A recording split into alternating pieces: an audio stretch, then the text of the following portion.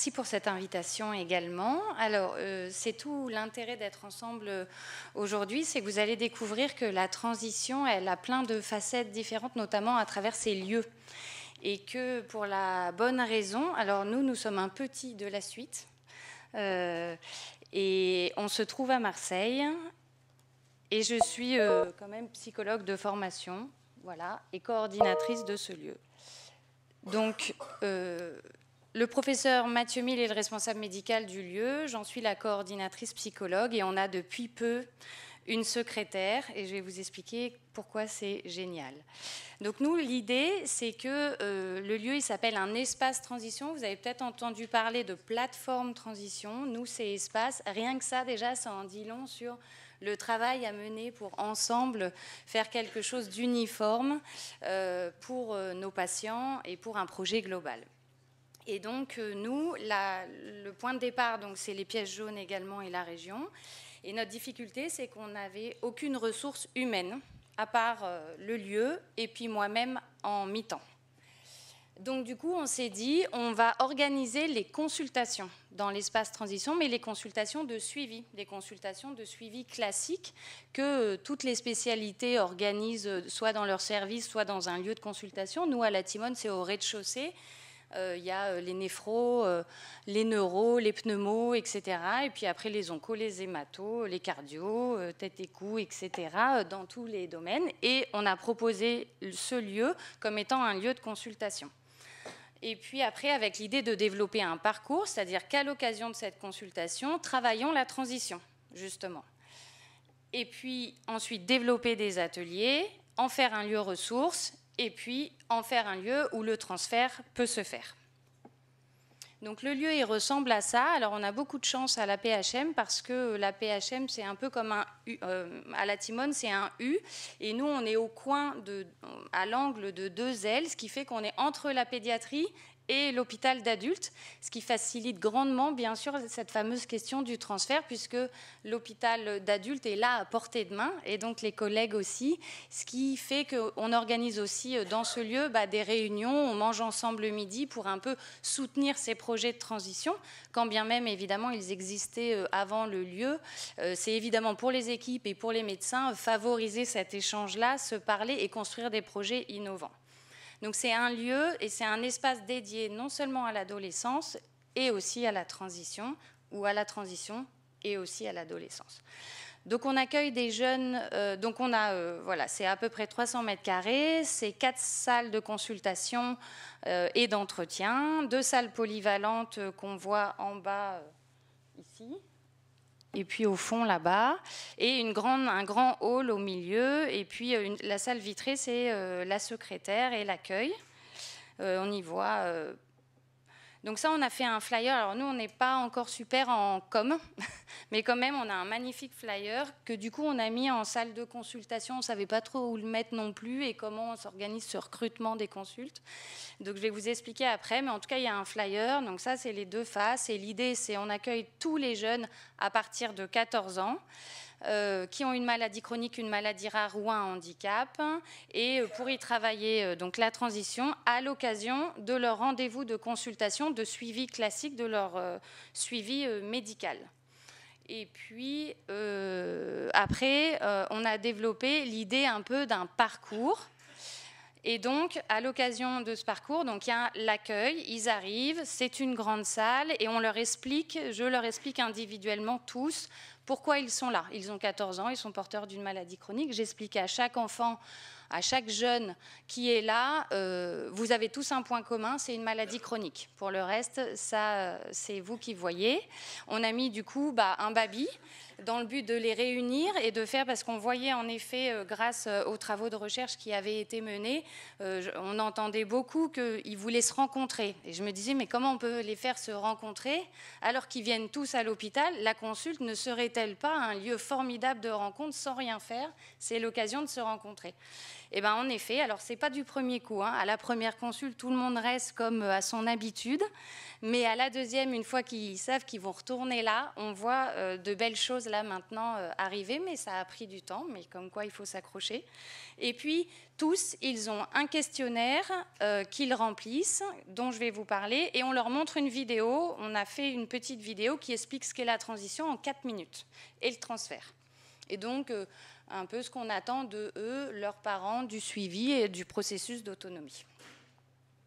Donc voilà l'exemple. Les parents, du coup, ont aussi un point commun. Ils ont un ado porteur d'une maladie chronique. Grâce au travail interfilière et à tout ce que vous faites dans vos filières.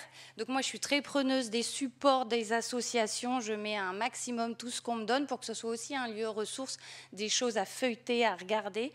Je suis très pour revenir au papier et donner aux jeunes des papiers à regarder, etc. Et puis, donc on voit là, les parents se renseignent aussi grâce au support sur les 5 points de la transition qui a été fait. C'est vraiment, ça marche très bien. Ça, c'est le point. Ensuite, du coup, il y a ce guide de la transition que j'ai conçu avec l'idée que je voulais, les grands thèmes de la transition, pouvoir montrer que prendre en soin un adolescent, c'était le prendre en soin d'un point de vue médical, mais d'un point de vue de son histoire, de sa vie, de ses copains, de ses pères, de ses parents, sa place qu'il se voyait avant, pendant, après, comme vous l'avez dit. Et donc avec un peu des grandes lignes, comme le métro. Alors il ressemble plus au métro parisien, on me dit toujours, mais c'est bien à Marseille qu'on est, puisque c'est le Vélodrome ici. Et donc avec les grands thèmes. Et donc je rencontre tous les jeunes qui viennent en consultation. Je les rencontre au moins une fois par an, peu importe leur maladie, pour faire le point sur ces sujets-là. En gros, l'entretien dure 40 minutes, soit ils m'amènent eux-mêmes vers les sujets qui les intéressent, soit je conduis un peu l'entretien à partir de ce support, entre autres, mais c'est quand même un échange libre. Et je questionne beaucoup sur la connaissance de la maladie. Donc la consultation d'ado, la base, la réflexion, c'était aussi, j'ai fait de l'éthique et de la recherche en éthique, et il est vrai que dans cette recherche ressortait l'idée, les jeunes disaient que, en tout cas dans les maladies rares, et particulièrement en neurologie pédiatrique, où je travaille également, l'annonce diagnostique a été faite généralement à un parent, puisque l'enfant est tout petit, voire bébé, quand on a de la chance pour les découvertes précoces, et que eux, la question de l'information, on le sait, à l'adolescence, il y a une littérature là-dessus qui est importante. Donc on voulait vraiment cibler sur cette question de l'information diagnostique et de reprendre le temps avec le jeune de faire le point non seulement sur cette maladie, mais aussi sur l'état de la recherche, sur les associations qui existent. Bien souvent, ils me disent « Ah non, je ne sais pas », parce que ça va dépendre beaucoup de ce que le parent a pu ou su transmettre à un moment, et puis qui avait envie d'en parler ou pas. Donc voilà, je me suis beaucoup intéressée à ces questions de comment ça se passe, cette question du diagnostic et de l'information. Et finalement, dans les maladies rares, ils nous disent bien qu'elle est induite par ce qu'ils entendent en consulte, mais qu'elle est rarement faite d'un point de vue médical pur, mais ça vient de plus en plus. Donc on a souhaité des consultations un petit peu plus moins paternalistes si on en suit la littérature, et donc avec ce côté plutôt salon de discussion, en mettant vraiment de côté, vous voyez, de quoi faire un examen du corps vraiment sur le côté, et plus s'intéresser à l'histoire de vie et au projet de vie. Donc l'idée, c'est que le médecin, soit à la première consulte, soit à la deuxième à l'appart, propose un temps seul avec le jeune pour faire le point sur l'information diagnostique, pour être dans une situation duel et permettre au jeune de s'installer dans cette nouvelle posture. Alors le mot posture, en fait, en éthique, il est un petit peu rigide quand on lit. Du coup, on pourrait plutôt parler de positionnement si on voulait être plus juste pour permettre qu'il y ait un petit peu plus de mouvement dans cette nouvelle situation. Et en tout cas, c'est en effet repenser les places, comme on le disait, faire un pas de côté, réfléchir à de nouvelles données, tout en gardant, les jeunes ont bien dit dans la recherche qu'ils souhaitaient quand même que leurs parents restent là, auprès d'eux, et bien heureusement, ils seront leurs meilleurs alliés tout au long de la vie. Il ne s'agit pas de les exclure, ce n'est pas ça le travail de la transition. Mais étant donné que l'autonomie, en effet, ne se décrète pas, elle s'apprend, c'est un apprentissage, c'est de l'éducation à l'autonomie, eh bien, on se disait qu'à l'occasion de la consulte, c'était peut-être l'occasion de travailler cette autonomie et donc cette transition de fait. Alors du coup, je voulais parler de l'éthique médicale, mais je ne sais pas trop si c'est... voilà, il y a quatre grands principes de l'éthique biomédicale. C'est ce qui régit un peu notre façon de penser pour des prises en soins qui se veulent au plus près des besoins. Donc il y en a 4. Donc en effet, donc j'ai appelé cette slide autonomie et transition parce que je trouvais qu'en effet l'éthique amenait vraiment bien notre idée de ce qu'on fait en transition. C'est le principe donc en éthique biomédicale, on parle du principe d'autonomie, du principe de bienfaisance, de non-malfaisance et de justice. Et on parle du principe d'autonomie comme étant le principe matriciel de ce fonctionnement et de notre prise en soin auprès de nos jeunes et globalement bien sûr de tous les malades, parce que c'est difficile de mettre en place le reste si on n'a pas pris conscience que si le patient n'est pas consentant, informé de façon claire et loyale, etc., c'est difficile d'être autonome et donc on n'est pas forcément bienfaisant si on ne s'est pas demandé quel était le bien de l'autre, au-delà de notre savoir, notre expertise et de ce qu'on proposait. Donc l'idée, c'était d'aller là-dedans, d'où l'entretien qu'on propose systématiquement dans ce cadre de cette consultation classique de suivi avec moi-même, c'est de se demander quel serait le bien de cet adolescent, de sa place à lui d'adolescent, maintenant qu'il en est là, qu'il a une belle et longue histoire derrière lui d'enfant, mais qu'il reste encore une grande et belle longue histoire d'adulte. Donc voilà, les jeunes avaient dit qu'ils souhaitaient une information diagnostique à l'âge adolescent et qu'il faut vérifier avec l'enfant ce qu'il sait d'abord et ce qu'il veut savoir ensuite. Donc voilà, on est sur cette histoire du nouveau lieu qui aussi amène un changement pour le parent. Hein, quand il passe la porte, forcément il dit « j'avais pas vu qu'on en était là ». On voit plein de choses et puis le fait de ce nouveau lieu neutre, c'est-à-dire les pédiatres, ce n'est pas leur lieu à eux, les adultes non plus, c'est un lieu pour la transition et pour l'adolescence, où on travaille en effet la question de la confidentialité, qui jusque-là en pédiatrie, comme le disait Hélène, n'est pas tout à fait si évidente que ça. On réinterroge les places et puis on rencontre les pairs. Voilà. Alors il y a quand même des points difficiles, il faut le dire, c'est que il faut que les médecins se déplacent jusqu'à nous, organisent une consultation qui est dans une tranche d'âge de 14 et plus, donc ça veut dire changer un emploi du temps, donc l'anticiper 6 mois au mieux, 8, 1 an avant, en bloquant un temps dans son agenda et en disant ce temps-là, c'est une consulte ado, etc. Donc ça prend quand même du temps, ça ne se met pas tout de suite en place. Et puis par contre, ça permet qu'on fasse maintenant de l'HDJ, donc des consultations pluridisciplinaires, où quand le jeune vient, en fonction du questionnaire qu'il a rempli avec moi et qu'il me dit, bah, moi j'aimerais bien voir un psy, j'ai besoin de voir l'assistante sociale, ou je voudrais voir une diète, ou bien le médecin dit, mais la prochaine fois, il me faut un avis cardio, on fait en sorte, on organise la pluri à l'appart, par la secrétaire, heureusement qu'elle est là, et du coup elle s'occupe de ça, ce qui commence à organiser un peu cette idée d'unité de lieu.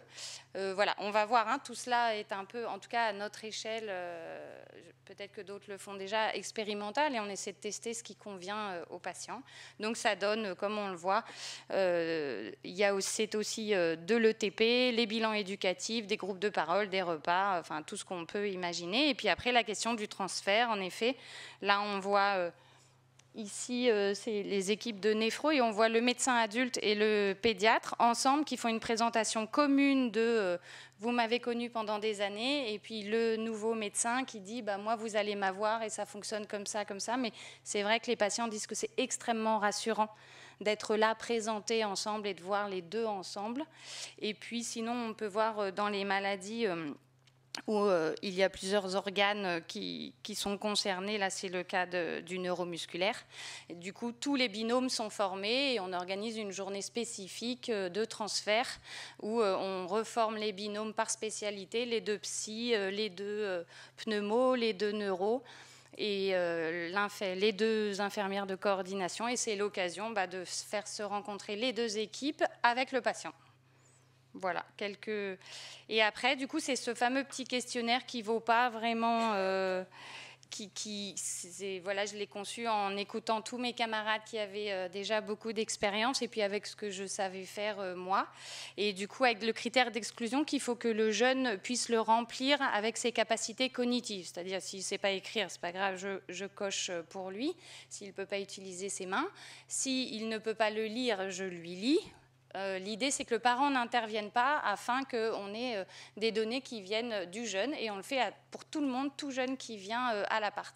Et là, alors je l'ai fait juste pour aujourd'hui. En gros, j'ai 200 questionnaires, 250 questionnaires, toutes pathologies confondues, maladies rares et maladies chroniques. Et là, j'ai récupéré j'en ai 112 de neuro, avec une moyenne d'âge à 16 ans. Et donc les questions, il y a une première partie, c'est du oui-non. Et c'est vrai que ce qui m'a... Là, c'est tout neuf, hein, je vous le dis. Donc, je leur demandais, est-ce que tu as déjà fait une consultation seule à 16 ans et demi, 71% ont répondu non. Du coup, je leur demande, est-ce que cela t'inquiète 31% ont dit oui, alors qu'on sait que quand même, on n'est pas loin de passer de l'autre côté. Et est-ce que tu voudrais t'entraîner pour voir si ça fait plutôt peur ou s'ils en ont envie, cette histoire de consultation seule ou un bout. Et 40% disent oui et 60% disent non. Et ensuite, bon, l'ETP est très mal connu, en tout cas pas sous ce terme. Et puis, tout le monde trouve qu'un lieu, c'est très pratique. Et puis, voilà, la plupart ont répondu non à qu'est-ce que c'est la transition et le transfert, avec en plus le biais qu'une fois qu'on est à l'appart, ils sont censés, on leur a déjà dit, vous allez aller dans le lieu qui est l'appart, le lieu de la consultation, de la transition. Donc, bon, ils sont jeunes, mais quand même, on se dit, d'accord. Du coup, ensuite, il y a les 3 thèmes de la transition. Je leur ai demandé quels seraient les thèmes qui t'intéresseraient le plus. Donc là, sur les 112, moyenne d'âge 16 ans et demi, ils sont un petit peu grands à l'appart parce que l'appart, ça n'a que 2 ans d'activité vraiment pleine, si je puis... Enfin, pleine. Et du coup, forcément, ils sont plus âgés. Là, on a déjà perdu avec les nouveaux, ils ont déjà plus 15 ans et 14 ans. Puisque maintenant que les médecins savent, ils viennent tout de suite à 14 ans pile, ils organisent leurs consultes.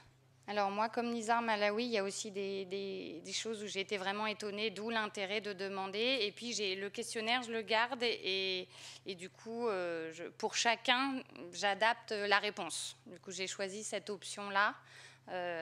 En me disant, bah, voilà, en fonction de ce que chacun a dit.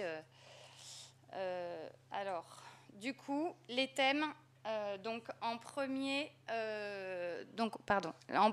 la question administrative, l'autonomie, vais-je y arriver? En 2, la question administrative, et en 3, les changements, qui ça va être, où ça va être et comment. Et alors, à la fin du questionnaire, il y a, avant de passer chez les adultes, tu serais intéressé par quoi? Et donc là, on voit très clairement, c'est là où ce sur quoi je m'appuie le plus. En effet, il y a la question de l'information diagnostique qui vient en premier, d'où la démarche renforcée encore plus maintenant. L'orientation, donc on a mis aussi en place un projet orientation. La rencontre avec les jeunes. Et puis en 4, le psychologue, et en 5, bien-être et relaxation.